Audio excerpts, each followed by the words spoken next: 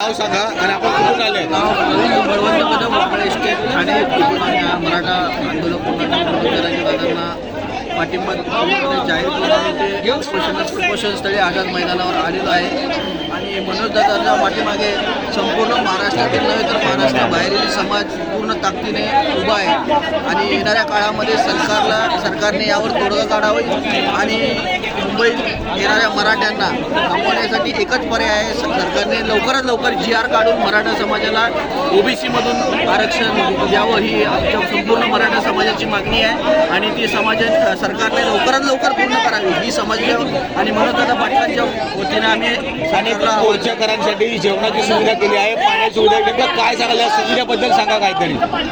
समाज महाराष्ट्रातून येणारा पूर्णपणे समाज आज अन्नापासून पाण्यापासून वंचित राहणार नाही याची पुरेपूर काळजी ठाणे आणि मुंबईतील मराठा समाज बांधवांनी घेतलेली आहे आणि एकही मराठा आंदोलनासाठी या ठिकाणी आलेला आहे. कोणत्याही राज्यातून कोणत्याही जिल्ह्यातून तालुक्यातून जरी आला असेल तर या ठिकाणी उपाशी राहणार नाही याची पूर्णपणे काळजी. किती प्रमाणात आहे पाण्याची सोय, किती प्रमाणात आहे आणि जेवणाची त्याचबरोबर किती लोकांसाठी असेल? पाण्याची सोय एवढ्या प्रमाणात आहे की एकही बांधव उपाशी किंवा पाण्या वाचून इथं राहणार नाही एवढी पूर्ण जबाबदारी इथल्या मराठा समाजाने घेतलेली आहे आणि सरकारने यावर लवकरात लवकर तोडगा काढावा ही आम्ही सरकारला विनंती करतो.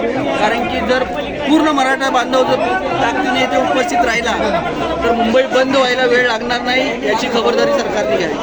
जय हिंद, जय महाराष्ट्र.